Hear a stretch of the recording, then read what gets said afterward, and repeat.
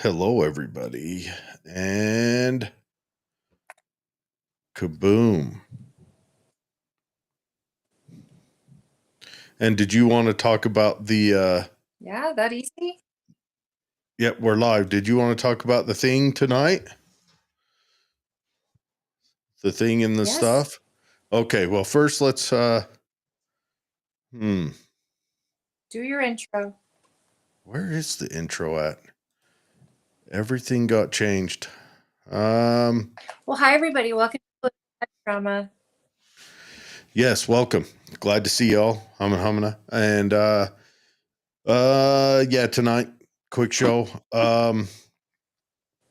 Holly has some.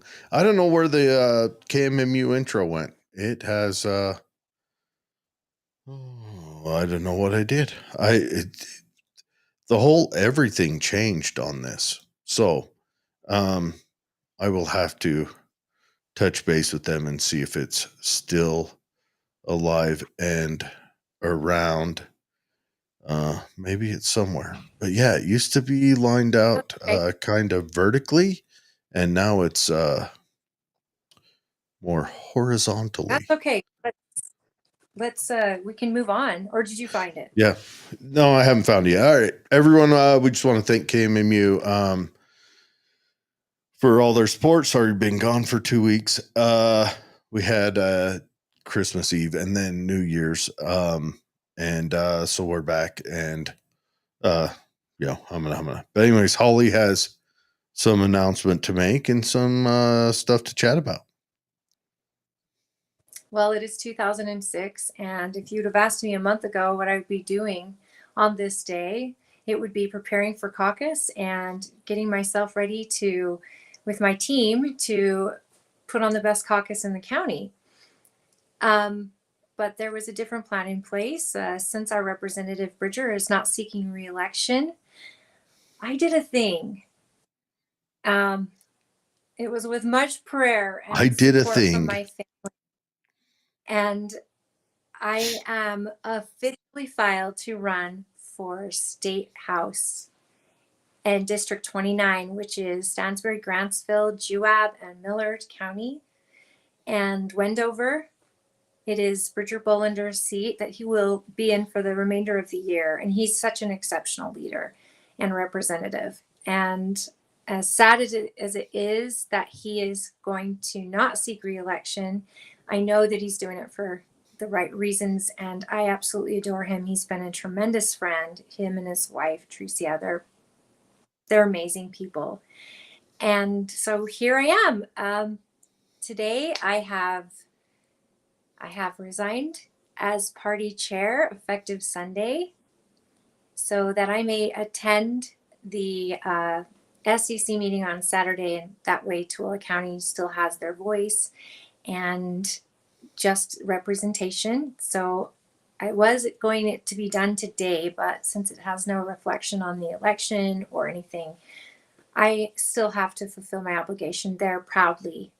It has been an honor of my life to serve as chair in this party and the Republican Party. And I am so grateful for all of you that have put your time and energy and faith in this party. And I am now running for a district seat, and I hope that I can represent the voters in the best possible way with common sense and logical issues that affect each and every one of us that need to be addressed. I feel like I can make an impact there with how much I've learned over the course of 9 years in the seat, and um, the amazing people like you guys, the voters, who sometimes get washed out in a vote and forgotten about. And I would like to keep going with, though they're huge shoes to fill, and I don't say that I can, I would like to keep going with what Bridger has done to work with county electeds, to work with voters, and to work with the leadership and legislature to get things going. And I would be honored to get the trust that you have given him, all of you. So hopefully you'll reach out to me if you have any questions, if that's your district. And there are a lot of people filing.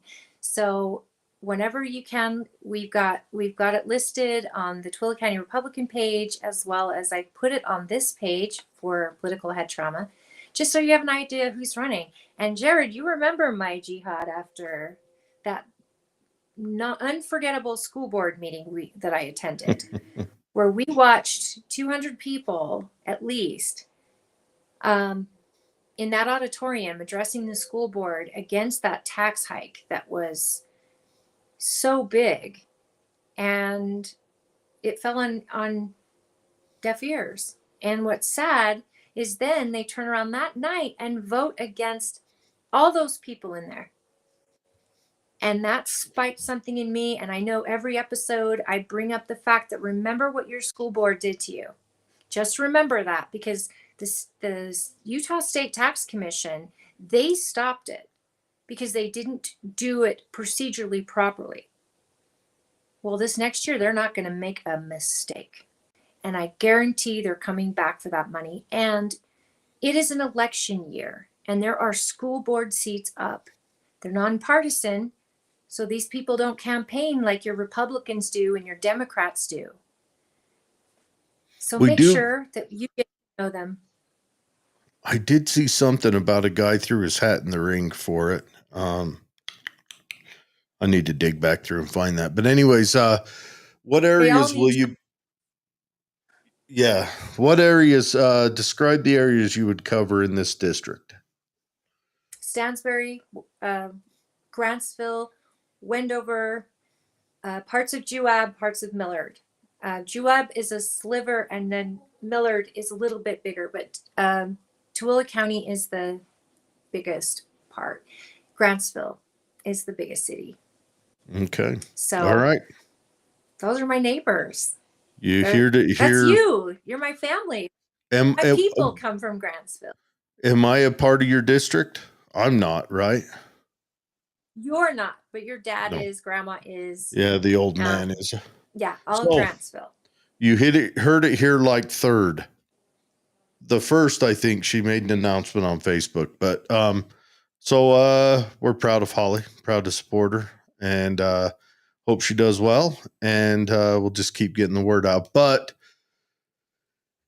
even though she's running, we're still going to, especially because she's running, we're going to make sure we reach out to her competitors and give them a chance to come on the show. We'll even give them the choice if they want to come on the show with just me, you know, or if they, however they prefer to do it, you know, but I think it'd be really good to have, to make sure that at least here we're above board on it. I know that that's a lot to ask for, but, and this comes from Holly. Holly called me yesterday and said, I have decided to do this, but because of that, I want to make sure that we give a platform at the same time to my competitors. So we're going to do that. We're going to reach out to them. We will be a little more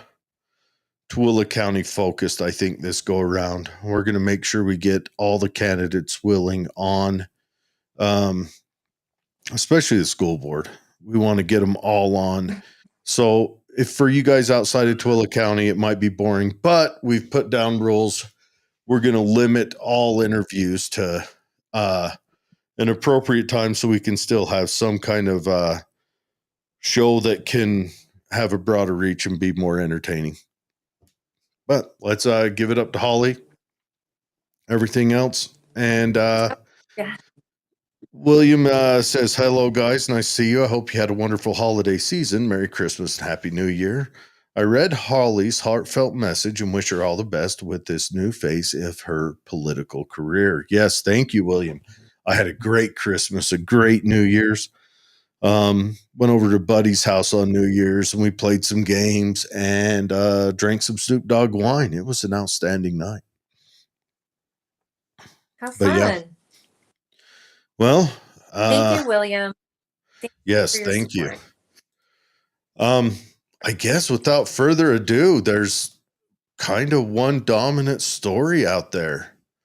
Yeah, let's get it. It's wild. So on January 3rd at like around 1 a.m. in the morning, the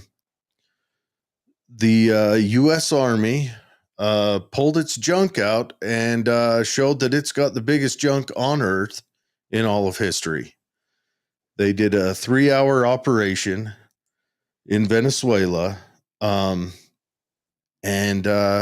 captured the Venezuelan self-declared El Presidente Maduro. It was done with Marine Air Forces, U.S. Air Forces, U.S. Navy, and U.S. Army. They went in and I've heard different stories that 88 civilians were killed and 33 people were killed. I don't know. Sounds like he was having Cuban guards as like his personal guard detail, Yeah.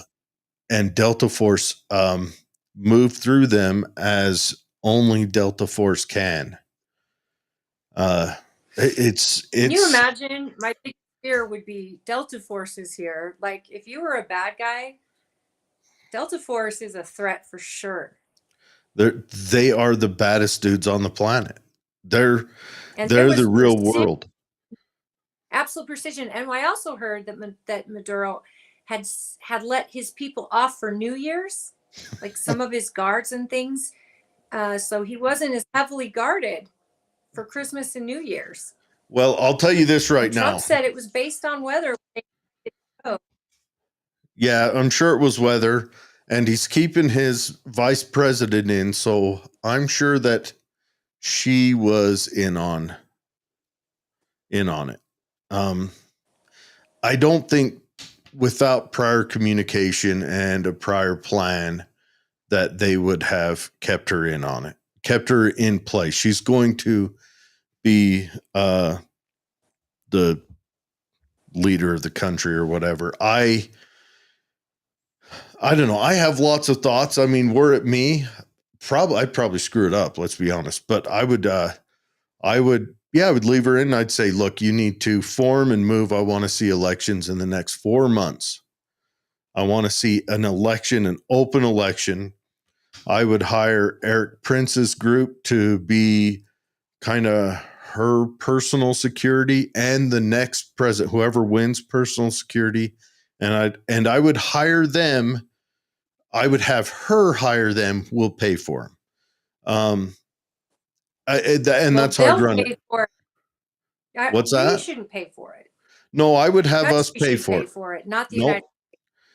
I would have us pay for it because it's our demands. That's how I would do it. Is she the same, is she the same person that was the one who got the Nobel Prize, No, who's been in hiding this whole time? no. Okay, I was curious how It's she fit in. Maduro's pick for VP. That It's sounds right. I mean, and she wasn't Maduro's VP. The Nobel Prize winner wasn't. Maduro's no, I get VP that. But why would we trust his VP? because I think she She was was the in VP on it. of a dictator. Okay. Because I think she's one of our moles. That's why. Okay. This I plan do was, see, I'm sure this plan was made long before we attacked. oh, I'm sure. And I do see that we're claiming 50 billion drums of oil that were stolen from the US. I did see that. I don't even know where we'd store that or how do you transfer that? That's a lot of boats. Mm, People can fathom 50 billion drums. yeah, I it's Oh, probably going to what's the be matter? long term. I think we definitely, 50 billion drums, okay, we take a percentage, but I think ideally what I would like to see is I'd like to see their economy built back. I've followed Venezuela since well, I knew about it when Chavez took over, and then Maduro took over, and the word was, his Chavez's VP, which was a bus driver before he became VP. So it's not like he had a lot of political or leadership experience. And Chavez wasn't great, but Maduro really sunk him. And then Maduro, from all information coming out, he kind of went kooky and kept digging in. He kind of became he made a lot of decisions that further harm their economy. So I would like to see us. We're heading off this changing of the guard. And what I don't want to see is, I don't want to see us putting young soldiers and young Marines down there.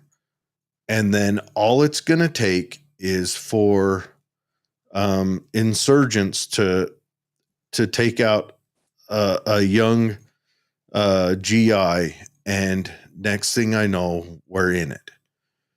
And so that's why I say we hire a contract group to go down there, because then that's not, we pay for it, but she hires them.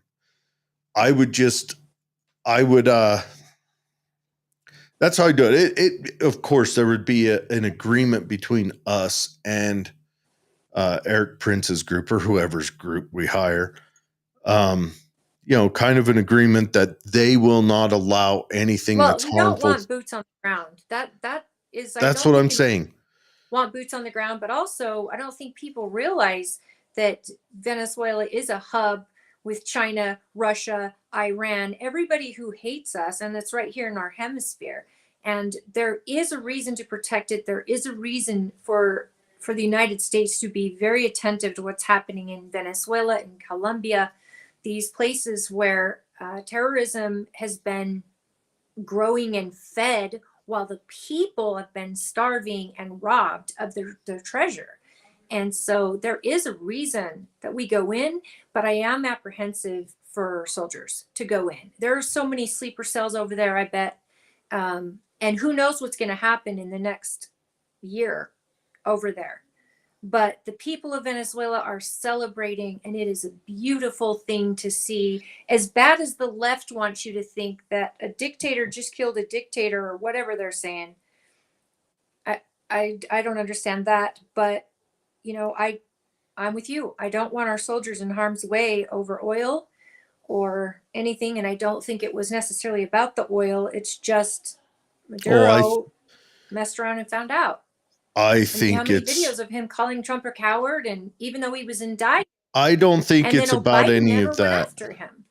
I don't think it's about any of that. A matter of fact, Trump is saying it's about the oil. We're taking the oil, we're making it great. I think we're revisiting the Monroe Doctrine in where my opinion is we are finally recognizing that we're living in Thucydides' trap. And that's where an aging empire is on its way out, and an upstart is on its way up. I don't say that China's the upstart. I think it's a bifurcation of the globe is happening right now. And I think the way that we're going to manage Thucydides' trap is, I think we're going to see us reinvest in the Monroe Doctrine. And we're going to say, this is our hemisphere over here. And I think we're going to hopefully figure out means to economically enrich this whole hemisphere. Europe's committing suicide right now. Western Europe is. Eastern Europe is not. And that would be weird if we had Eastern Europe in our back pocket during this. But Western Europe is in the midst of committing suicide. And Saudi Arabia Trump is running. Calling it the Don Roe Doctrine. The Don Roe Doctrine. Well, I like it. That's good. But you've got that, and but there's more going on. Saudi Arabia is running out of oil. not that just Venezuela has more oil than Saudi Arabia anyway, but Saudi Arabia is running out. They're moving into other ventures. So I think what we're going to see, i- and I hope, but I think we're going to see us um, moving into a multipolar world again, where there's going to be a couple of world powers, a lot like it was during the Cold War. And is it good? Is it bad? I don't know. That's a different judge. Probably depends on where you view it from. From the US, obviously that's bad, but is it better globally? It might be. Um, but hopefully we move into a new globe of restraint. But I think that's where we're headed. And I think Trump, I not just Trump, but the whole administration made this move on Venezuela to secure that most precious of natural resource now while that window was kind of open. How I'd like to see that move forward is I'd like to see us enrich Venezuela and bring Venezuela into a partnership with us. With that, I think we need to figure out how to build stronger partnerships with Mexico and Canada at the same time. If we're going to move into the Don Road doctrine, we need to figure out how to do that. How to support, how to bring in um, every country in this Western Hemisphere um, into a group objective. Uh, it would be rough if Canada decided to lay its partnership with something else. And maybe we're moving into kind of the 1984 idea where there were kind of three global powers. You had the Super. yeah, and so we might end up with that where we have kind of the Russia China alliance. India is still a question on that, but that'd be your BRICS nations. And then you have the EU, and the You have EU Saudi could. Arabia What's working with that? us. Saudi Arabia, you've got a lot of Egypt. They're trying to work with the United States They are, in but this deal with Venezuela. You've got all these peacemakers who are trying to help 100%. Venezuela now. I think Saudi Arabia is trying to move its importance in the world into different markets than oil because they are running out of oil. Saudi Arabia has been running Yeah, out of I oil agree. for a while. So I think they're trying to move into different markets. So Saudi's playing with some ideas and we'll see them open up something. But you've got the BRICS I nations and the never heard thing, that. what's that? I've never heard Saudi Arabia is running out of oil. I have heard that the under our feet in Utah, Montana, Colorado, and I don't know the other state, Idaho, there's more oil than there is in Saudi Arabia. I've heard that a lot, but it's untapped. Well, let's remember Saudi Arabia has been the well, OPEC has been the major supplier of the world for the last 40 years. And OPEC is those, they're getting tapped out. And so I think we're going to see Saudi Arabia try to professionalize into a different market and become valuable in something different. And it might be something. So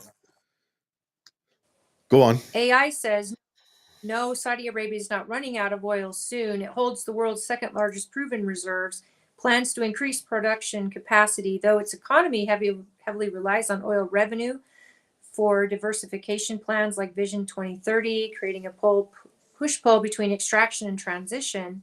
While reserves are vast, estimated to suggest decades to centuries of supply.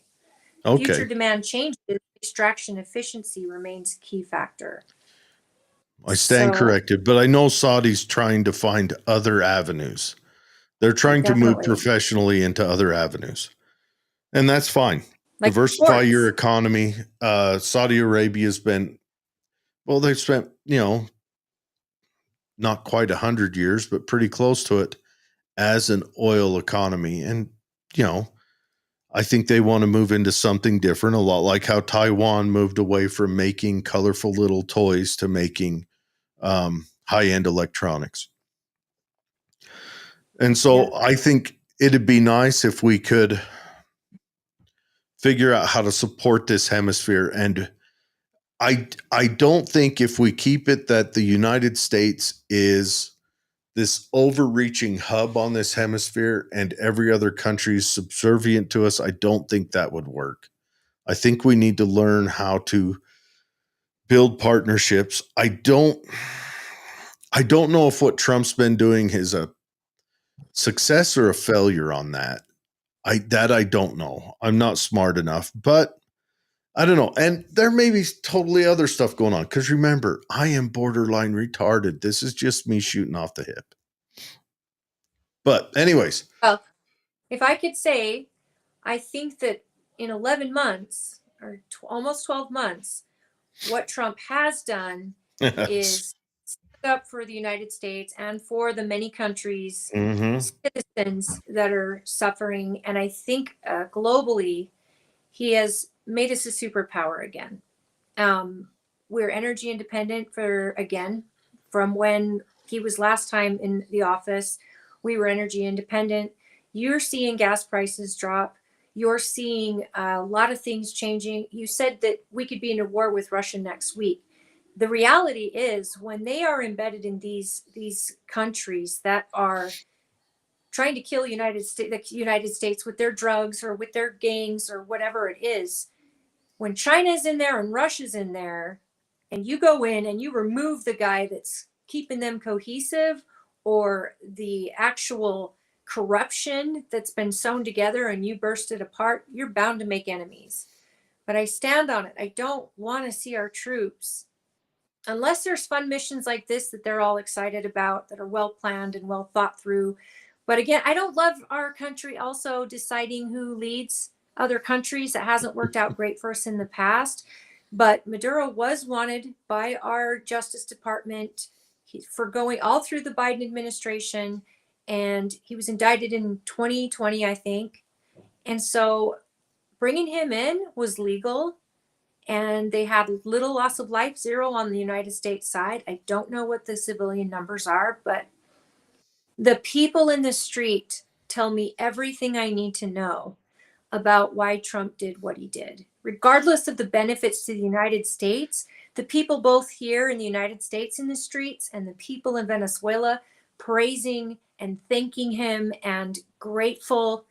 Um, that is huge. And you're going to have a lot of Venezuelan immigrants want to go home It'd be and in their nice. country and build it back up to something. Yeah, they want to go back there and have some homemade empanadas. It'd be nice. I Which is don't want sad to. though, because they're some of the best immigrants. Yeah, they're great people, but and it's fine if they go home. That's fine. And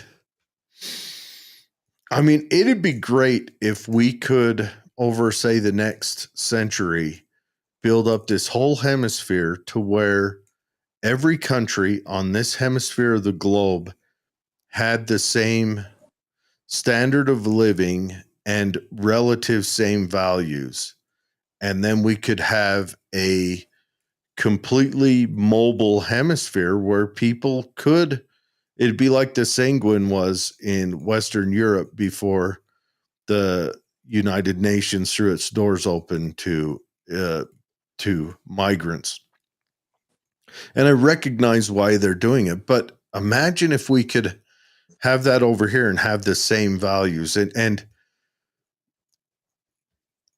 I don't think that's possible. I you mean, don't you don't win you don't win a long-term global war through force of arms. I think you win it with the old adage, it would have been better to destroy the USSR with porno and blue jeans. or you send a lot of migrants into one state, for example, I don't know, like a Minnesota or something, and then you send so many in there that they start attacking the United States right from the inside, right? That I By fraud, by do not you sharing do you think values, by that not was acclimating. do you think that was attack against the United States, or do you think that was them just seeing a window to make money and diving into that window because it's such a mismanaged system between the federal system that drew the money around like it was drunken sailors on shore leave and I the think it state was. not paying attention to anything. No, I think it was a planned, a very good plan. Either it's to foster votes or it's to upset the culture in the United States. Um, because the people that are, the tampon Tims out there who are saying it, you're a racist for accusing these people and standing up for them. And this guy almost was vice president. We, well, let And me ask you here this. we're talking about this was a whole party's plan to open the borders and bring people in. They shipped them there. Yeah, but They purposely sent them somewhere. do you think they did that just so that they could get Minnesota as a voting bloc Democrat? Or do you think they did that because in their in their um, progressive thinking, they they wanted to look like the suburban white liberal mother who transes their kid. They wanted to show off that they did that. I lost you midway through, but I I don't know think if it was a got out of hand. see. Their plan was, I don't think the fraud was a planned thing. oh, I not the think it was. fraud. I'm talking about immigration and the culture shock and the change. The fraud was just the cherry on top Do because you they didn't think? have any eye on it. Oh, and I'm sure the Democrats got kickback from that. But do you think when they first brought all the immigrants there, when they had the call for the Somali immigrants to come over, and Minnesota volunteered to take on however many they did, I think it was 25,000 the first go round or something like that.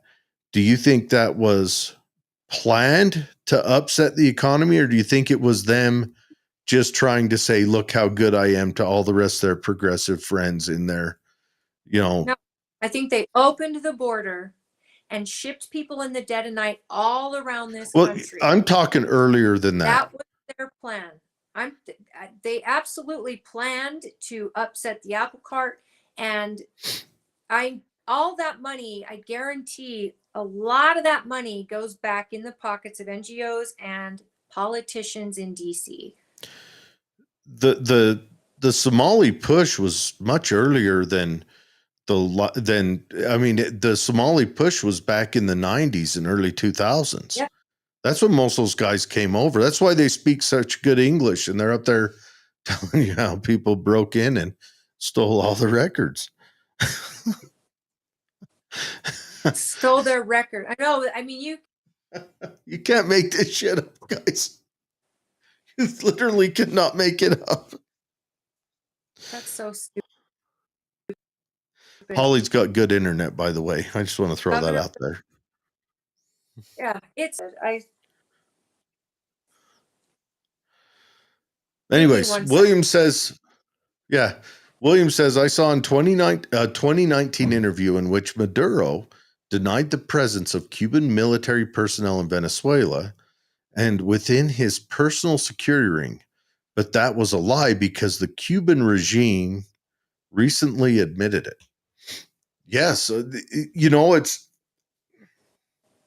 Maduro did some weird things. Like he took his military and had him out mining gold, I heard. And then he was kind of personally to buy off his generals and to enrich himself was selling that gold on the black market and doing stuff like that, which, whatever's whatever, but your people are starving. and that's how you live your life. It just seems odd to me. The woman who assumed Venezuela's interim presidency is Delcy Rodriguez, the daughter of a guerrilla fighter. Uh, would that be Jorge or George? Jorge Rodriguez, who in 1976 kidnapped a U.S. businessman named William Frank Niehaus. Niehaus was a U.S. executive, president of operations in Venezuela for Owens, Illinois, who was kidnapped by the leftist guerrillas and held captive for more than 3 years before finally being released in 1979. And Obama and Biden were enablers of Maduro and his antics. It was funny. Obama was the one who put the biggest batch of sanctions on Maduro. There was the initial sanctions when Chavez took over, when he was expropriating everything, but Obama re-upped the sanctions, and that was when Maduro made a lot of economic decisions and sent his country into a famine. And then I remember it was during Trump's first presidency. It was like 2017, 2018, when Venezuela went bankrupt. They would have Mexico print their money, and they asked Mexico to print another batch of pretend money, monopoly money, and Mexico told them no, because they owed Mexico so much money.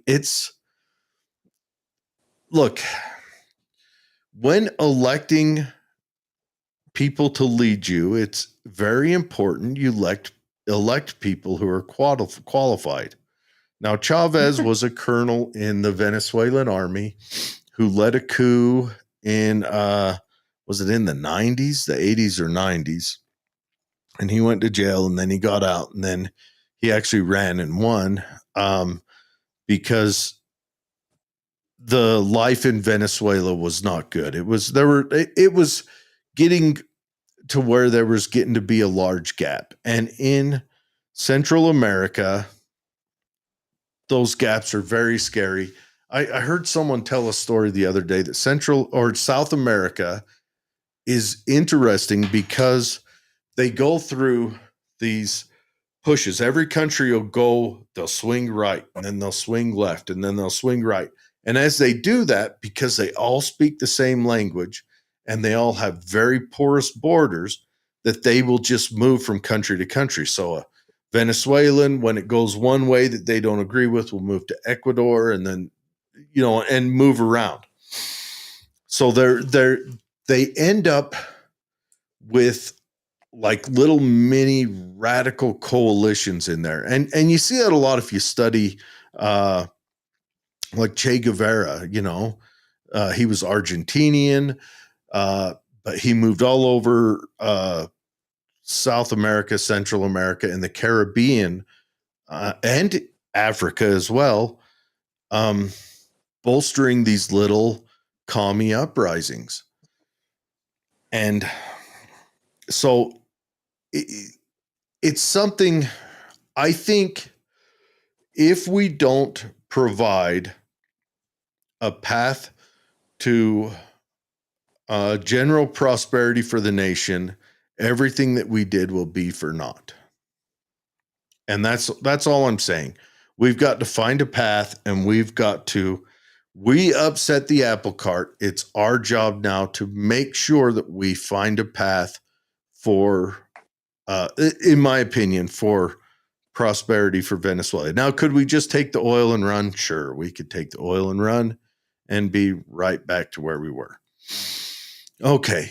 William says, Jared and Holly, please tell me what you think about Maduro's dances and his speaking English. He should have been a comedian instead of a politician. I've seen a few of them. I'd have to say, he was a fairly charismatic guy. He was an incompetent boob, but he was a fairly charismatic guy. He was cocky as all get out. Man, I I don't know if I Did you would see have. Did you see the X post where he's calling Trump a coward? I mean, almost everyone has seen this. Yeah. And then, like, he didn't anticipate that There. when he's like, Yeah. yeah, come for me, coward. I'm right here. Yeah. It's and there's some.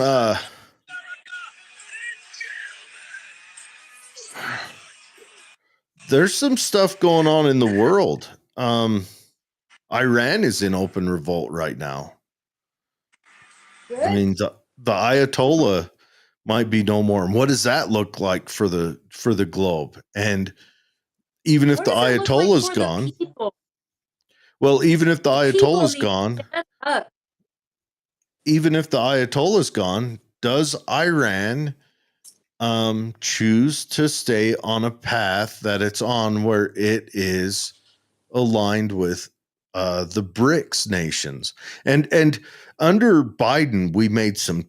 No one talks about this. Yes, Trump went in and took a president, but under Biden, we did something that I think is much farther reaching that no one ever talks about, and that's when we started freezing mass assets of other nations because we were mad at them. And that's where that put our SWIFT network at extreme hazard. BRICS was this pitiful dream, and yeah, it's a long way off, mostly because India doesn't trust China, thank God. I can't But believe any of them could trust any. well, but can any of them trust us? No. That's I why. think that I don't think that they can trust each other, though. Really, the United States at least knows what they're standing for, or in their minds what they're standing for, and they're not shy about saying it. But I look at what's going on in England, and I'm like, where are the people revolting? I would love to see the people of Iran stand up for themselves and say, Oh, enough of this. We want to live life and have freedom. Most countries do not have what we have. And we all have the luxury to sit here in armchair quarterback and say how great, you know, this other country is and this and that. But we live in the greatest country in the world, and we do have the ability to maybe, just maybe, share a lot of what we're doing with other countries that are trapped by dictators. well, But it's not our job. let me give my word out. And this is for all you countries out there. Great Britain they're in riots all the time. France riots every weekend. They riot all the time, no matter what. But let me tell you why it's going to be a lot harder to have a full dictator here in the US. And there's one simple reason, and it's guns. Guns is the reason. Over in England, when they can send 2 5-foot Well, that's nothing it. pretend police And the officers people in over. the street are starting to get out. Jeez, you broke Jared. up. The people What's in the that? streets in France, the people in the streets in France and England are getting outnumbered because those people who have infiltrated their country are making babies. Lots They of are. them. Well, it's not And just they're that, outnumbering citizens but by design. if you're getting arrested for a Facebook post, something's gone awry. Yeah. So over here, our police officers, the successful ones, generally have to be over 6 foot tall, have to weigh over 200 pounds, and be proficient with firearms. Yes, there are small women police officers, and they're successful at their job, but they're also proficient with firearms, hopefully, usually. And they generally pair them off with a 6'2", 300-pounder, failed lineman who maybe has a chip on his shoulder, maybe an alcohol problem. A mustache, though, makes up for all What? that other stuff. And, What? but it's it's over there. I watch the videos of grown ass men being arrested for a Facebook post, and I'm like, you've got to be kidding me. How about You, the prayer police? The people yeah. were arrested Well, for just thinking in their head of a prayer yeah. Well, wait, outside an hold abortion on. clinic. Christian prayer police. I apologize. If you're Muslim, you can pray away. Amen. But that's the thing is it's the guns, and if Deteriorate a you country becomes weak. what's that? You deteriorate the culture in a country and it becomes weak. And that's what I think the plan was for the immigration into America in mass droves with people who do not see the world through our lens or have our values and Do laws you? and expectations. They didn't have to acclimate.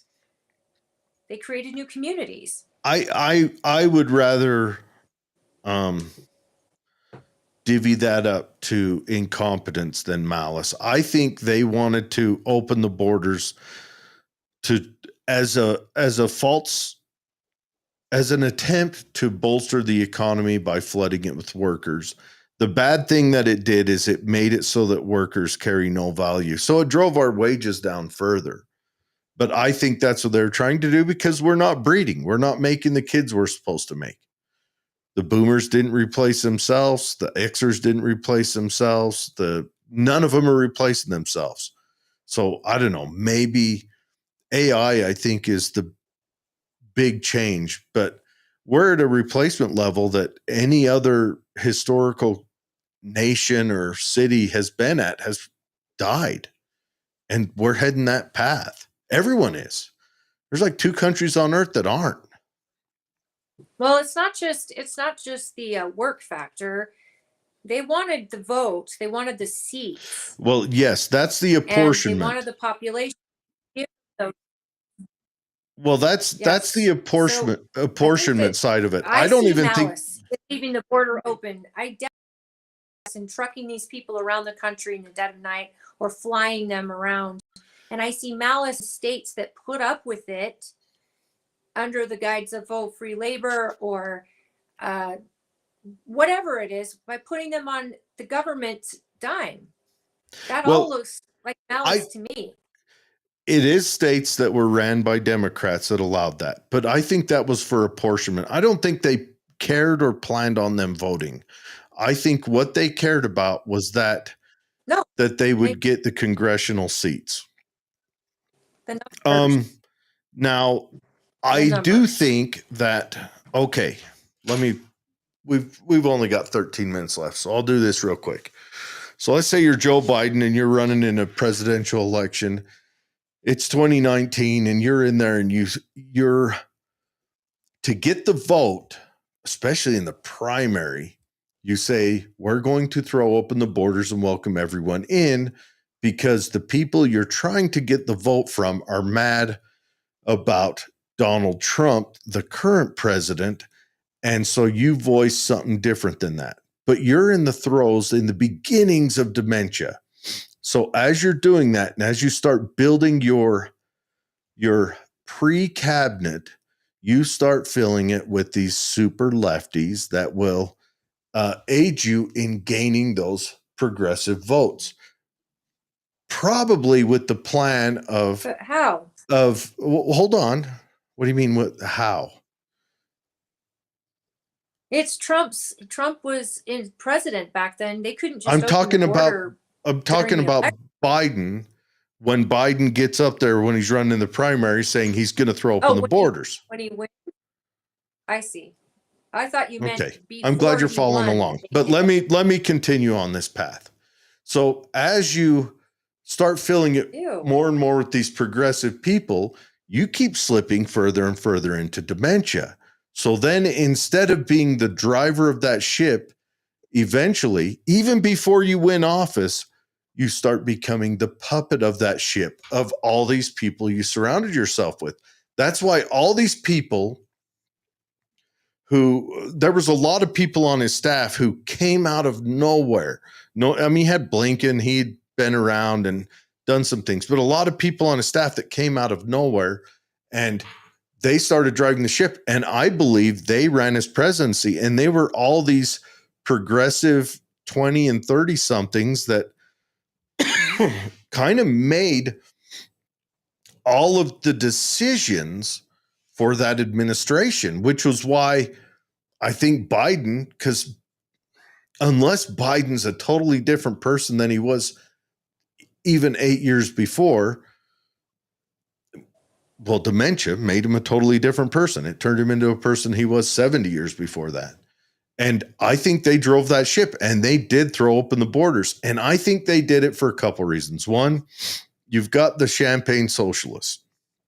They did it because, well, on their path to, goodness and holiness, they get to have a lot of real cheap labor. We can call it semi-slavery, indentured servitude, if you will. And also it gave them that apportionment. And that's what they really want. They want to have a Congress that's strong enough on the socialist side that when they put down some nut job plan, that there's no group that can stand up against it. That's their hope. That is what they're trying for. They want a Congress that when they come up with the next goofy idea, like we're going to have a censorship police, or we're going to disarm the populace, or we're going to make whatever we want happen. That's what they're going to do. They want to, they don't, I don't think they, I don't think they have the life experience to even recognize the damage they did. His administration's going to be remembered as an utter disaster down the lines of history. It's going to be remembered as an awful decision made where they flooded the country with people, drove down the wages, caused a wider gap between the haves and the have-nots. Honestly, if we come to revolt in this country, it's going to be because of that gap that keeps building. Is Biden's administration the only cause of that? No. Our banking system is every bit as at fault of that. The way our banking system is designed and inflation, that all feeds into that. But Biden's administration did so much for it. Now, Obama's too. Jesus, try shopping for a car nowadays. That's Obama's fault. I remember, early 2000s. I needed a car. I went and bought one for $67. It ran for 2 years. You ain't getting a car for under $1,000 right now. If it needs a lot of work, if you want a car that'll last 2 years, you're spending $3-4 grand. It's ridiculous, but that's where we are. Anyways, your thoughts.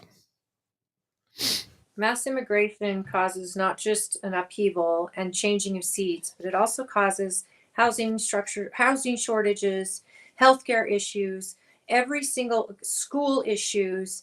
It doesn't matter. It's interwebbed into every little piece of your life. So by saying that you want it under control and you want to know who's here, you're not a racist. What you are is a realist who is saying that your children can't afford housing because there is none. And like you said, the country is doing so badly that Trump gets in, and in 12 months, we expect him to bounce us back so quickly when it's going to take time.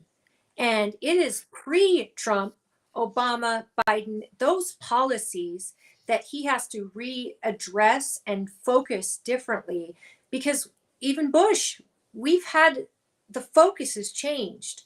It's not on our future. It's not on our prosperity, our children.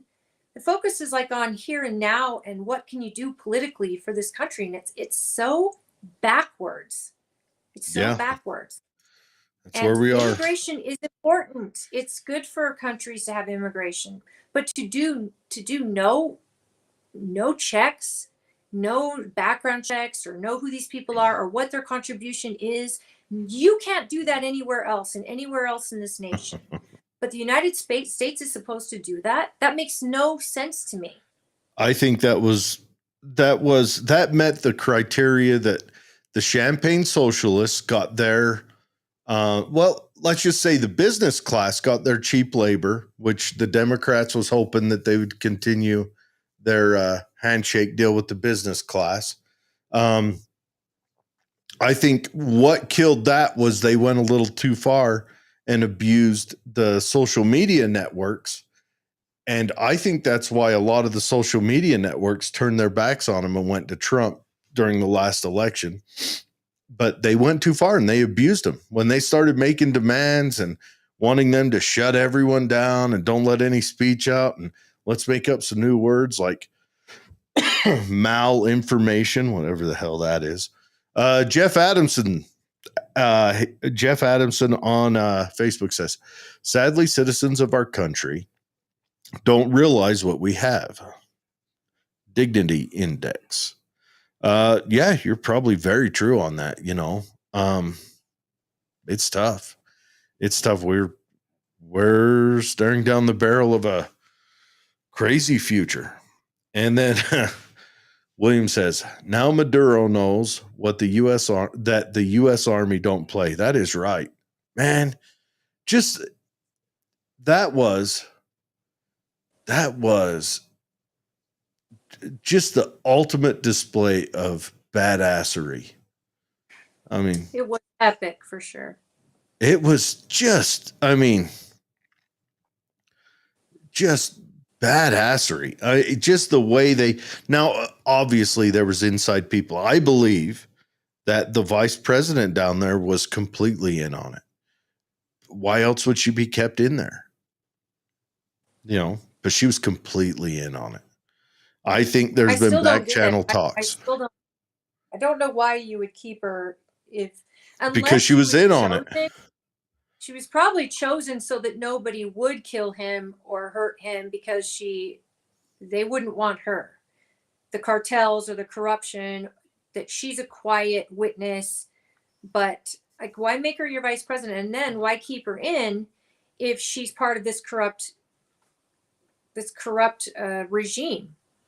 Even if she did give them spy. Hey, I agree with you, but we're just talking realpolitik. It is what it is. You give her amnesty, or you give her immunity or something for her crimes. Hey, I get her somewhere out of there, but you don't give her a country. I told you how I'd run it. I would tell her, look, you'll be in charge. You'll have 4 months to post a real election. The election will be ran by Eric Prince's group. I forget the name of it. It used to be Blackwater, but it'll be ran by them. It'll be ran by our dudes. It'll be ran on the up and up.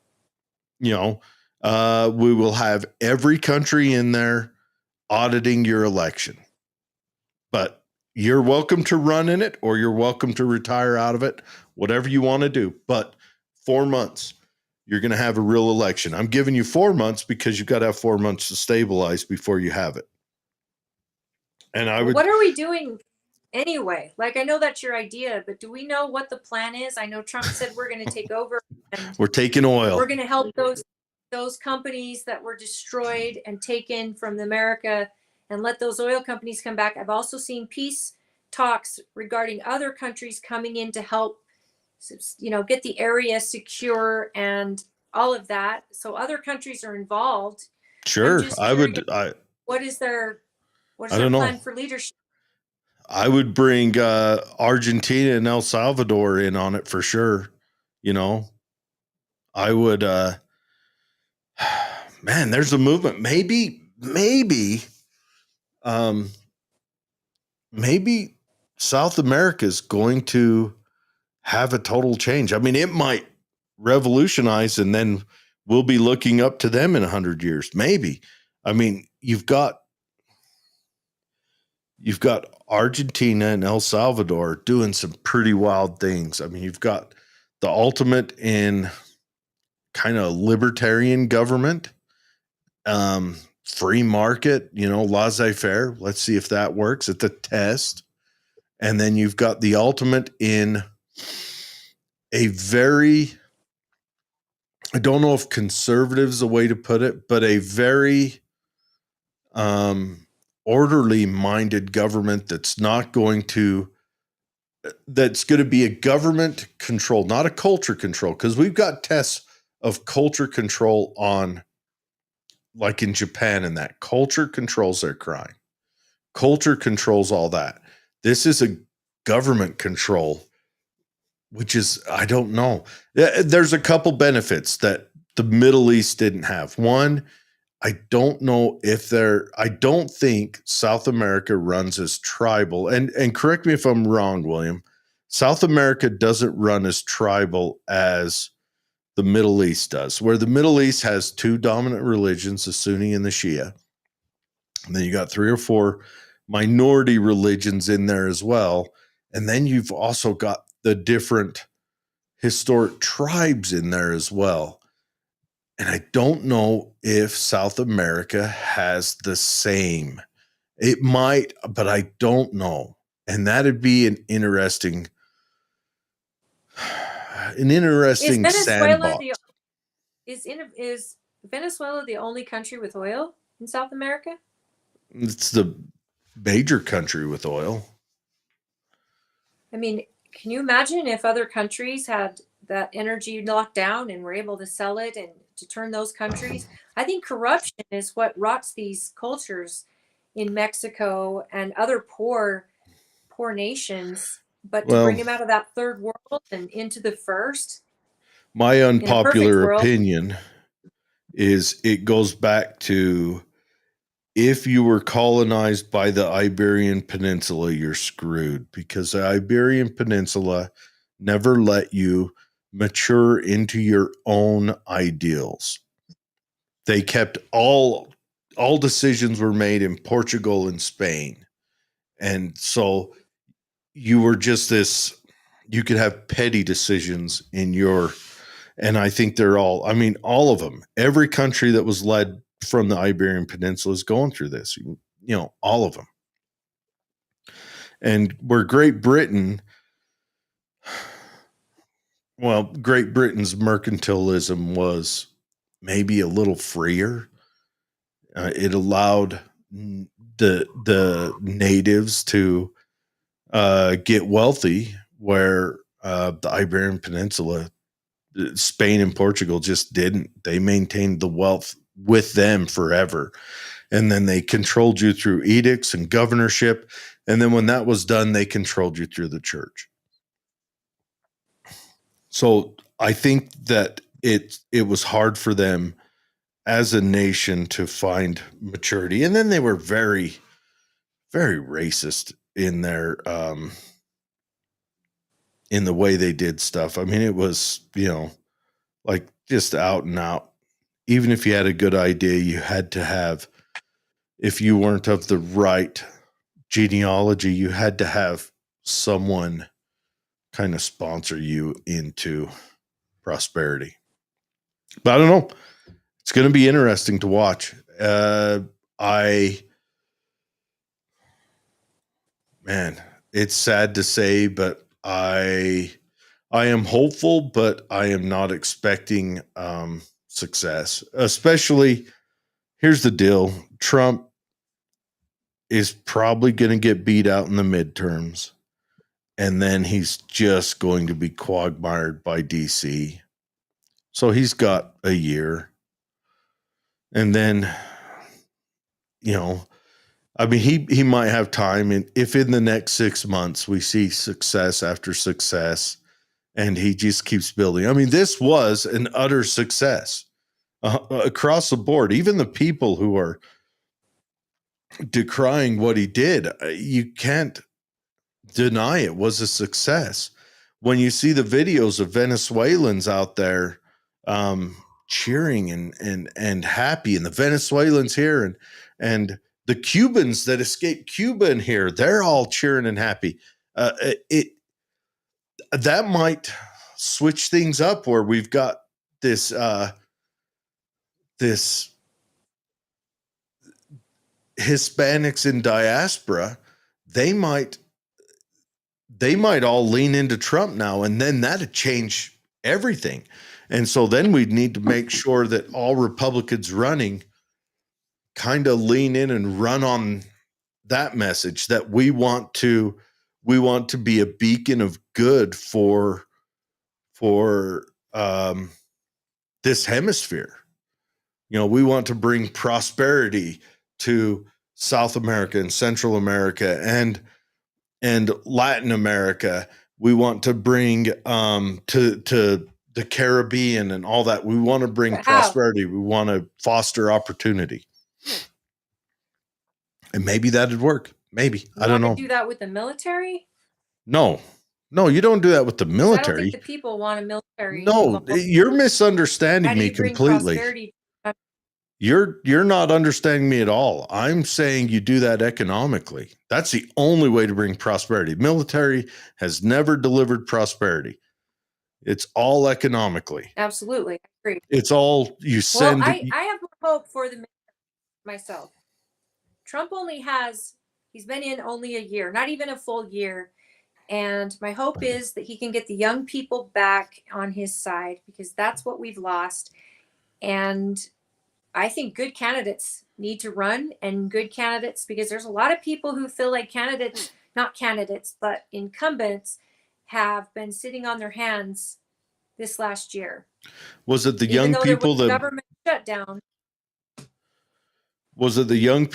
blew out Virginia? Virginia got blown out. That was the big shocker. I think Virginia got blown out because a lot of them are government employees. Loudoun County is the wealthiest county in the United States because it's where everyone that lobbies and works in DC lives. So that might be why Virginia got blown out. Whatever the reason, we had a lot of young people, and he's losing that support, but it's going up and down, up and down. And I think the number one thing is I don't know how you have a Congress that hasn't worked half the year, both with the shutdown and then the big beautiful bill and then the vacation and all of that. I think they're going to get a lot of drag from that, but both parties did it. I mean, both parties are guilty. So which party is hungry enough to go after their voters and really get into their communities? And I hope that it's Republicans. I hope they turn this around and get us the midterm, because Trump he'll probably be indicted or whatever.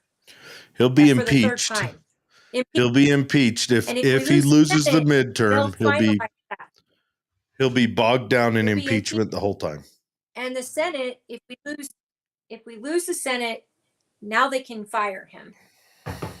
And it will be a debacle that the next candidate coming up, I mean, of course his vice president would be sworn in, but that debacle is going to go through the nation like a ripple or a quake, whatever it is. And then we're back to square one again, where you got everybody just floating on what the hell is our government doing for us? Or get out of our way. It's not for us, it's to us. Let's let them out of our way. And that needs to be like the big message here. People who govern need to make laws that are giving you more freedom than less. That's for starters. Deregulate. That's a big one. Watch the taxes and put some perimeters on certain taxes like property tax, Social Security tax. Put perimeters up if you can't abolish them altogether. And put some actual accountability on those no-name people that no one knows who run the school boards and vote for these raises and taxes, and they get 76% of your property tax, folks. And yet they can tell you that your municipalities are doing it to you, the ones who need money for roads and everything else. They're happy for you to blame your cities and counties for your taxes, but your counties get such a small percentage out of your property tax, and they're not the ones raising your taxes. I would eliminate all direct apportionment to the Fed. No taxing the average person up to the Fed. I would have taxes. If you pay taxes to the feds, it goes through your state, through your I would only tax at the municipal level. be it city or county, and I'd have all taxes flow through that. And I would make it, that would foster it to where cities and counties, if they want to live in peace with their populace, they will do their damnedest to make sure they have an economy that runs so that they don't start driving taxes more at their people. Yeah, but what about your military? Every state would just pay for the military in the United States? The taxes flow up. That's what I'm saying. The taxes go through your municipality to your state, then to the feds. I wouldn't have direct apportionment. I just wouldn't. I think that's rife for corruption, and that way, and that would make it so that it's not as possible or as feasible for states to go to the feds with their hands out, like Minnesota is, and California is, and Ohio is, and all these places that went sideways are. But our state's kind of gone sideways too. Our state gives cash benefits to these illegals. And we have a substantial illegal Somali population, and it has been here for 15, 20 years now. I used to. Well, and I think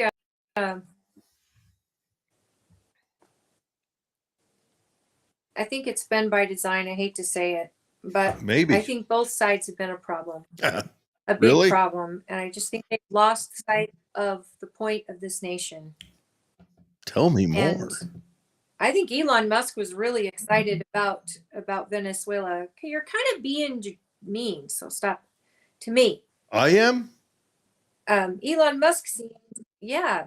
How so? I was agreeing with you. Oh, I was saying, tell me more. Go on. Preach. Thought you were being like sending. Not at all. So Elon Musk was really excited about the Venezuela thing and jumped back board here. Yeah, it's impressive. 3 hours. Like he is. It is so precise. I mean, our military is so extraordinary. I mean, it's so extraordinary, which is pretty. How lucky are we to live in a country like that, where we have an extraordinary military that is actually, not in our streets patrolling us. But, unless you're like LA and people are trying to run over ICE agents and. Yeah, you saw that. I do have to go though. But yeah, I saw that. Boy, that's a rough situation. Yeah, we should wrap it up. I don't know my thoughts on how ICE has been running yet. I'm torn. I like the show, but I don't know if it has the outcome we're hoping for. I don't know. We need reform in this country. We need immigration reform. We need to be able to vet people before they come in. At the very least, we should make the standard that every other country requires. Let's just do that, because it's all them and then us on their standard. So let's join them in that standard and vet the people trying to come in. What can they do for the country that's when they're here? What sponsors do they have to vouch for them? And to make sure they're not being abused by businesses or the small independent people. They're coming in, they're getting a fair livable wage, and they're contributing, and then they're not taking government funds until they've been here long enough to get citizenship or at least get whatever they need for their country. And I think that it's important that we get that reform.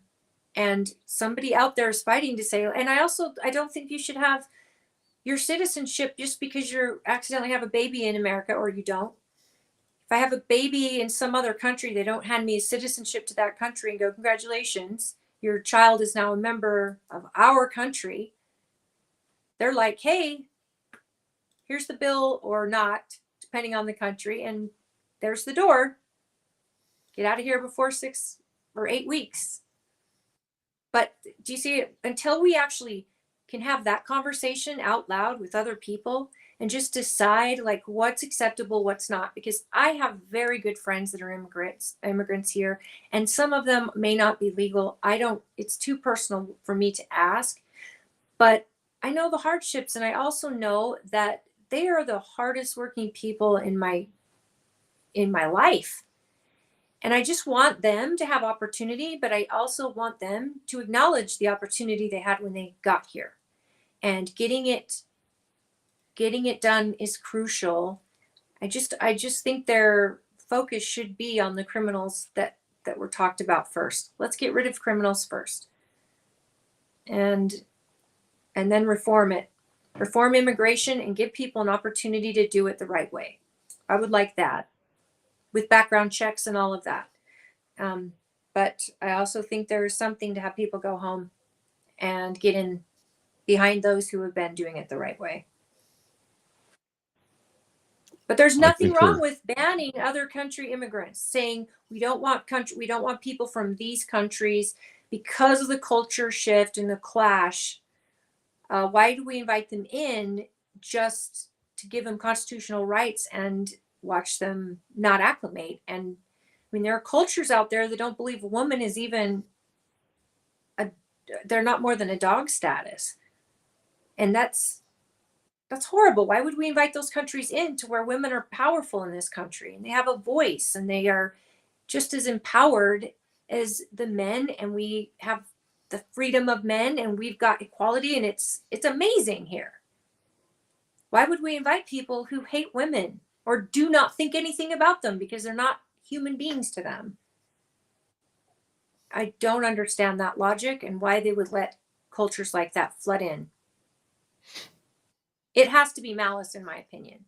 Nobody's that stupid to think that wouldn't happen. We've always had an influx of a culture. Aside from Mexico, hasn't been a big influx for us lately. I'd rather see us make a deal with Mexico and Canada just right off the bat. They're our neighbors. Let's make a deal. Let's figure it out how we can work together, enrich each other, humana. But every time we've had military action in an area, we always see an influx from that area and surrounding areas. Somalia, the big influx there came right after 93 through 2000, right after we went over to Somalia. Didn't we go over Vietnam. again in Obama? No, well, Didn't yes, Obama go to we Somalia as kind of well? consistently went over there, but I thought, yeah. but no, our big influx was, well, the big push was, I think, in 92. We sent I want to say a Marine, a whole battalion over, or maybe two battalions, maybe a regimental size, as peacekeepers. But then you had the Black Hawk Down incident. That was after the Marines had left. I think Pakistan had taken over the peacekeeping mission, and they went over there just to capture Farah Hadid was his name.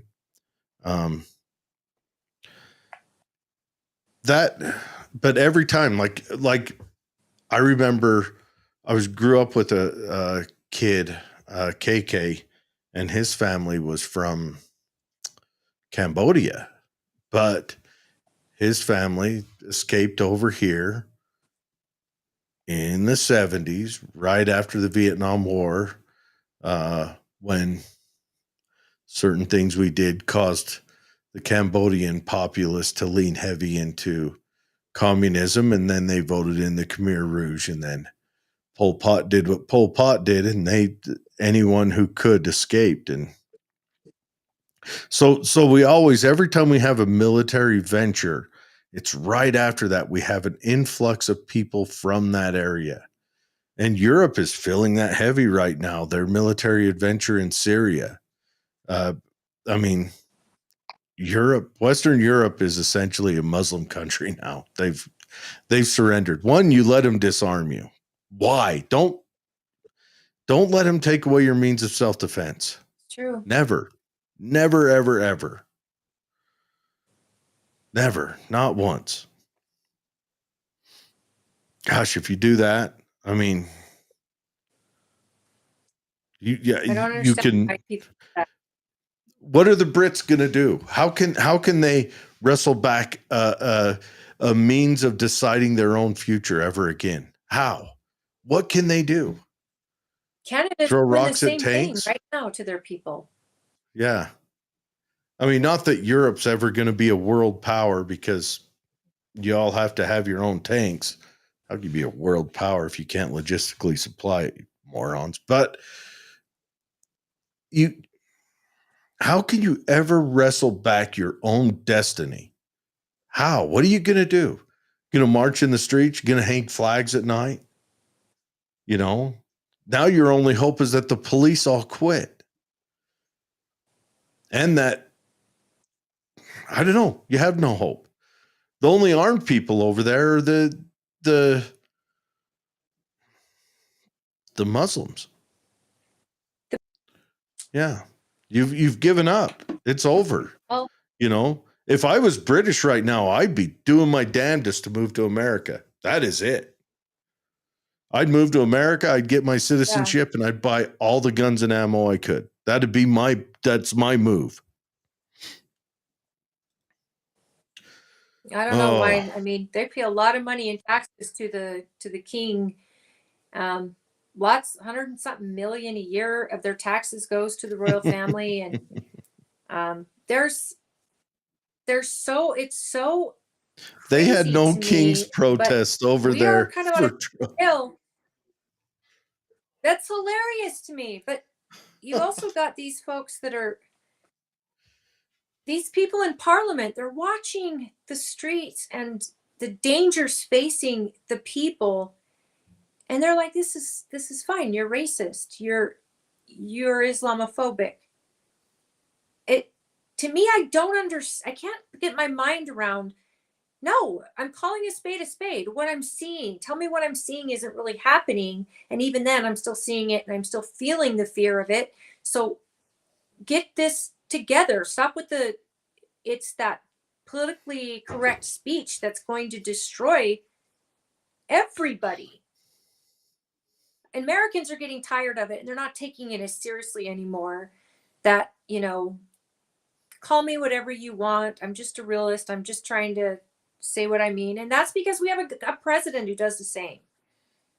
And when you weirdest back form off of and have a president who doesn't, you see how the world police come out, and it's a lost cause at that point. You cannot afford to have somebody in Senate or in the House that believes that you shouldn't be armed and that you shouldn't be able to say whatever's on your mind. And I mean, that's the whole founding of our country. That is our document. you can be a And citizen. they don't think that's important. You should never vote for a person like that. Yeah, you can be a citizen or you can be a subject. It's your choice. William, he jumped over to Facebook. He says, when I see those news from England, I'm grateful that President Washington rebelled against the United Kingdom. Bingo, 100%. And Jeff said, I'm armed well. I have no phobias. Well, Jeff, repeat after me. I was armed well, but then I went fishing. I don't know why I took it all with me, but I did. Boating accidents are real. Man, seriously. Guns are all over lakes everywhere. It's rough. It's rough. I guess it depends on who's in office if you've had a boating accident or not, right? Yep. Yep. That's 100%. Don't take it for granted, folks. How you vote, especially in the midterms, like there's masses of people who are like, I'm pissed at Trump. I don't like this. I don't like this. Think of the alternative and what we've gone through for 4 years with Biden. And now we've gotten even a year with Trump. We're not even at a year. And look what he's done. Yeah. Oh, this has been 100% positive or not. This has been the president who has delivered his most promises ever in history. William says, I agree. he says, haha, no king protests are hilarious. I still remember when Jared laughed at England's no king supporters. That was cool. Yes, it made me laugh. It was, honestly, it makes me wonder, like, did anybody in that protest in England stop for a second and go, wait a second, what? If anyone over there, just for a second, I don't believe Trump is working on. Honestly, I think Trump wants his name to be remembered throughout history forever. And I think he's trying to make his mark by by making decisions that he feels will give America another century. Right or wrong, if you agree with him or not, he feels they will. His administration feels they will. He surrounded himself this time with people who have that goal in mind. They want longevity of this nation. And I think my opinion is that decisions such as controlling who enters is one way to do that. Controlling the availability for you to grow in the economy is another way of doing that. And these are things that he's working for. Yes, there are a lot of holes we got to fill. There are a lot of holes he can't fill. He has no ability to fill like the housing market. That's something that he has no control over. Also, the housing market always moves off of stuff that happened years before that, because houses take a minute to build. I don't know if anyone knows, but they take, 6 months to build. And then, so they're years after. So, like, let's say he drops gas prices, that would bring housing prices down, but that would be almost the last thing, the last price or the last marker to come down from the gas prices being lowered. First, you'd see like eggs, you'd see that from the farm to the store stuff, those would go down first because those are affected immediately. So, like your eggs, your milk, your things like that, things that don't have as much processing or as much industry touching them en route. And then it starts filtering through. Or anything that is moved by semis. But that's what I mean by semi trucks, like immediately. They're from Fazio Egg over here in Erda right to Walmart. They that's affected immediately. Where you've got your sustained stuff like your crackers, that'd be next on the line, where those sit on shelves a little longer before they get to the store. So that would have a little slower effect for price to come down, your cereals and that. And it keeps filtering through like that. So you would see prices come down. You'd still have things that prices are controlled and everything else. They're controlled by scarcity market and stuff. And that's something that may never be affected. And that's fine. That's not like needs, but it would be nice to see a housing market correction. But right now, that's Holly hates it when I do this, but we'd have to convince the boomers that they don't need to have a vacation home and a main home. And that's not all of them, but we would have to convince people that their home isn't their retirement plan. And how do you do that? Do I even agree that we would want to do that? No, Yeah, but we would have to do that to dump prices right now, because everyone has looked at their home as their greatest store of value. And I look at it the same way. I'm not going to lie, but that's why we are where we are. That's why you get people who bought a house in the 90s are sitting on a house that has climbed so much in value and price that, I mean, literally. But then again, they've inflated our currency now and then, so it's not going to matter anyway, because $500K ain't going to get you very far. How do you afford a different house if you sell yours in a market like this? 100%. And to be honest, but what you look at, better. You're looking at it on the individual. You're looking on it, just one person doing it. I'm saying as a whole group. And I'm not saying we need to do this. I'm saying that's the only way it could be done. because I don't Yeah, agree you with would we take need to do this, but it's the only way it could be done. How would you bring prices down beyond that? Can the president put an edict out? No, we wouldn't want that.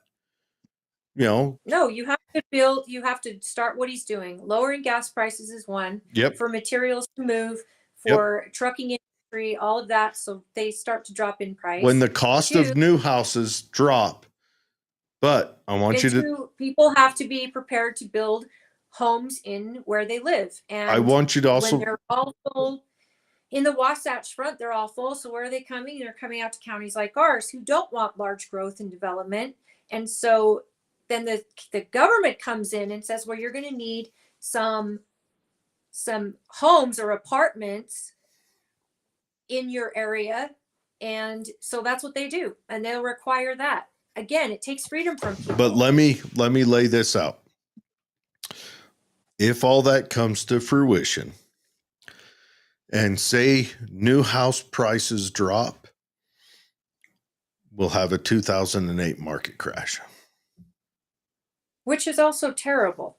So we're in a lose-lose with this. People with a second home to sell because there's not enough houses, to me, it's not about the people with second homes. They're the ones keeping the economy going. No, we're any way we look at it, you're right. But any way we look at it, we're staring down the barrel of, oh shit. Doesn't matter how we look at it. And banks have to give loans. Banks have to give loans. Interest rate has to be affordable for people.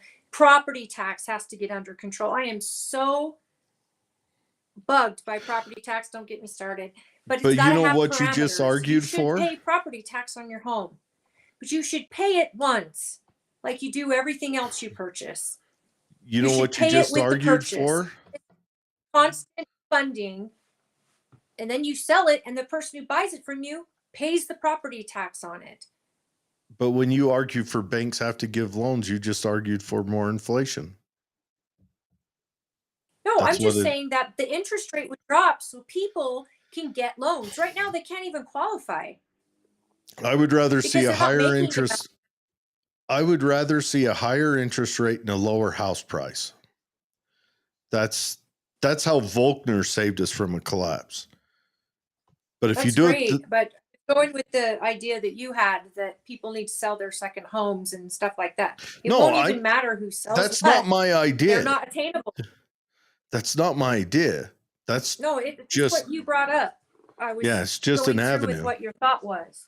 We've painted ourselves into a corner, and we got to figure out how to walk out of this room without getting paint on our shoes. And that's what we've done. We've done that with our banking system, with our.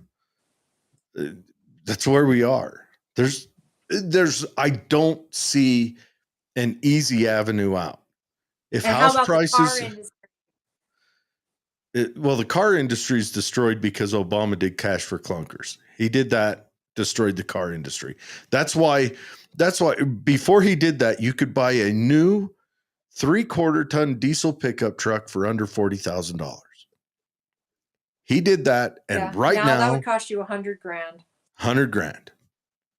And that's because he took all of the used cars out of the market.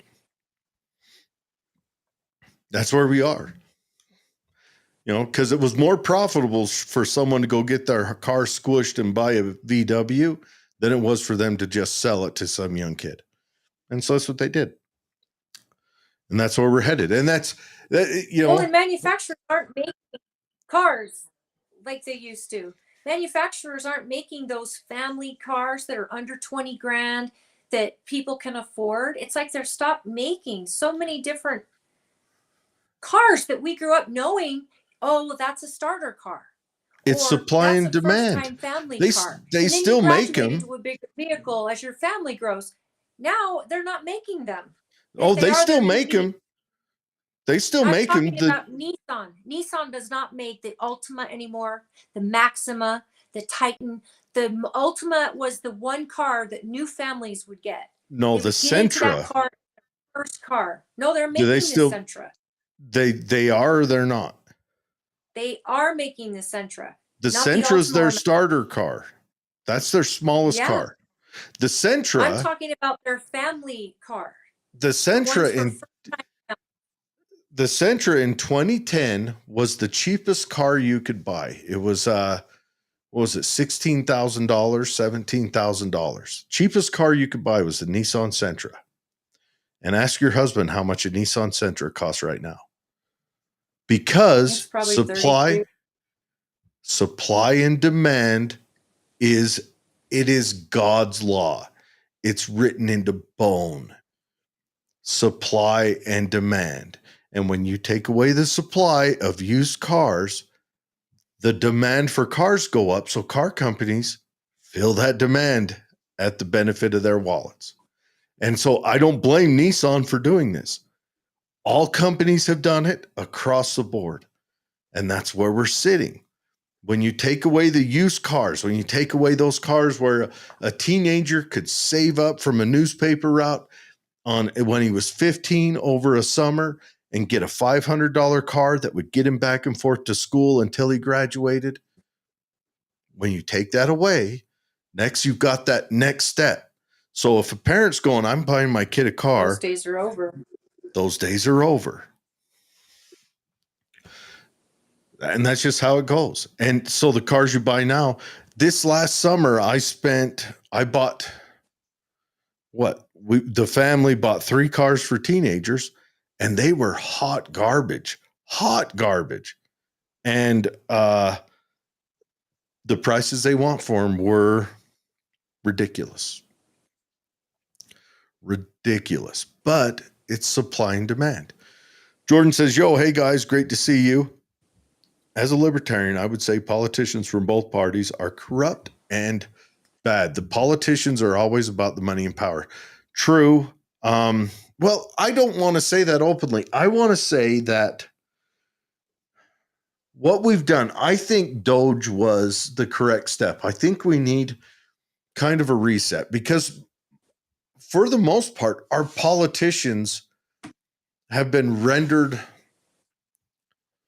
kind of toothless. And let's face it, Congress does nothing positive or negative in our life anymore. FDR, he pulled their teeth and they let it happen and they've carried on with that. None of them, they haven't wrestled that back. The Senate allowed the national popular vote to happen. So it no longer fights for the state level. So I would argue it's the bureaucracy that is our biggest threat as a nation. He says we need more libertarians and more options on the ballot. Yes, we need to reset totally. And how do you do that? How do you have a reset? I think if we mapped a plan out for that and got it out, I imagine all sides would be willing to get involved in that. I imagine the progressive Democrats, I imagine the conservative Republicans would all be willing to see some kind of reset happen, some kind of more local control, let New York suffer with Mondani. Boy, that place is going to be fun to watch. And let places be what they're going to be and try different things and find different avenues of success. I think but I don't know. I don't know how you get this done. I don't know. I should reach out to our congresswoman before she's not our congresswoman anymore. We should end on that note. Yeah. All right, everyone, have a good night. Thanks for joining us. Holly, good to see you again. Congratulations, everyone. Holly is running for why do you say that? She actually has a different filing deadline than other offices. They don't file till March. You don't? District 29. Yeah. But you don't file till March? Hello. I know you live in Celeste won't file till March. Oh, okay. But she won't be our representative anymore unless she moves. She'll be Well, it depends. It Congresswoman. depends on the new maps. She can run for the district that she lives in. Yeah, but she doesn't live in the new maps our district, right?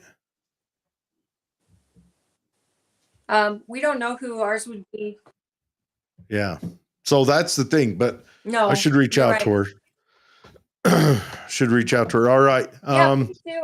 My internet is hot garbage, so I have to Yes. go. Oh, I'm only yep. getting tiny bits of what you're saying. Jordan And says he wants to thanks again for volunteer for you. who said? And would Jordan? Oh, Jordan, awesome. I would love it. Yes. And I'm William always looking says, have for a good night. volunteers and donations because apparently you need money to run a campaign. And well, we're not making the big bucks on this podcast, so I'm going to have to figure Okay. something out. But I've got to have a few minutes with your mom, but you can go. So, Sherry, I don't is she on? blame. I'm chatting with your mom. I don't blame the boomers. This is for everyone. I don't blame the boomers. Love you, Mom. I don't think the difference is the boomers were such a massive group that they got every goal that they had politically, they got, whereas the other groups didn't. And that's not to say the boomers were any more selfish than any other group would be. They're just so large that they were able to be. And that's this is an argument I have with my Aunt Norma all the time. She thinks I'm picking on boomers, and I'm not. Yes, some boomers are crappy, but some of everyone is crappy. It's just that you were such a large voting block that, like, if we look at property taxes, on the average, when the boomers were in their 30s and 40s, they were amenable to property taxes going up every time they voted for someone. And that was at the cost of their parents. Even when their parents were retired, that I'm not saying you were, I'm saying as a group. And then now that the boomers are retiring, they're arguing for no property taxes for retirees, which what that's going to do is that's going to foist that government cost that you were willing to spread equally across everyone. That's going to foist that onto your kids and grandkids. So everyone else's taxes are going to go up to give this leverage to you that your age group voted to not give to everyone else. Also, the boomers kind of stayed in their mid-level positions longer than they should have. And that's because health changed and everything else. And work changed, just general work. It became more office centric and easier jobs, started automating. And so that carries with it good and bad because no group, you and after, replaced themselves. That allowed for a larger workforce, even though that workforce aged. But what it also did is it stopped some of the rise into higher level positions of the people after you. So all these things are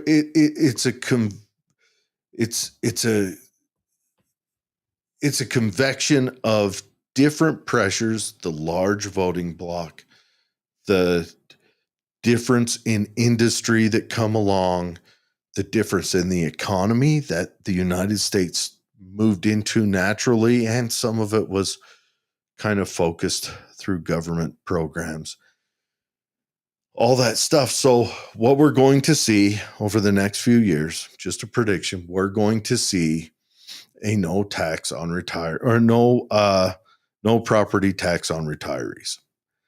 Is it a good thing? This is where I'm torn. Yes, it is.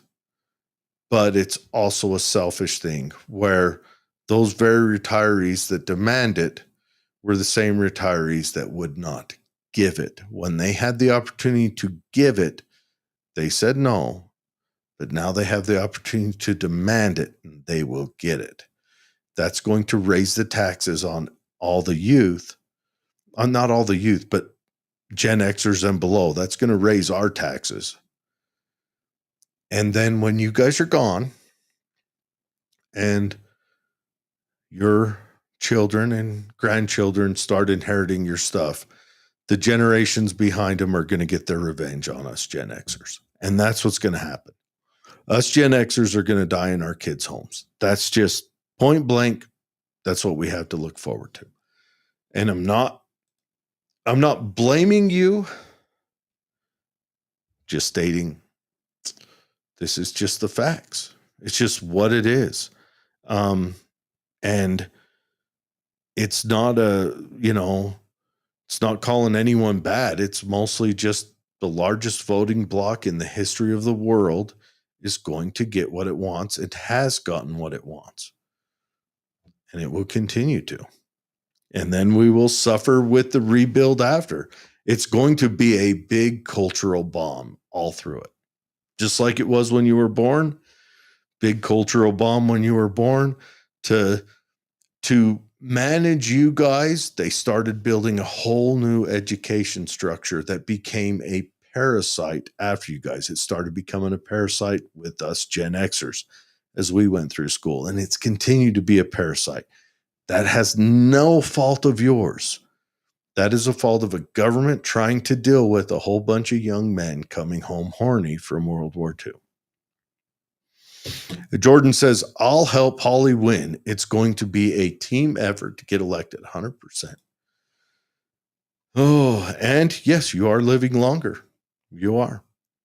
Thanks. All right, Sherry, I hope no boomer gets offended by this. I hope you just look at what I'm saying.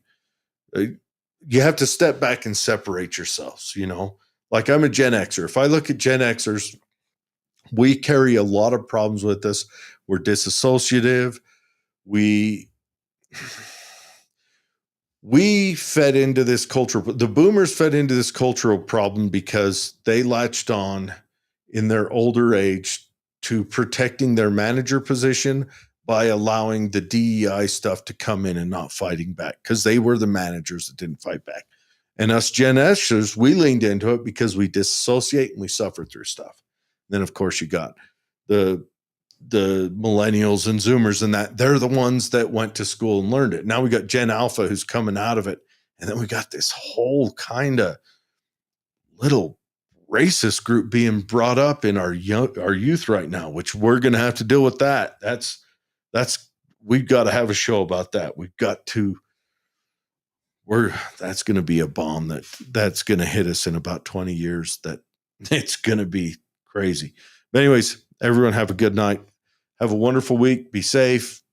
Be humana. Enjoy the weekend. Enjoy everything else, and we'll see you next week.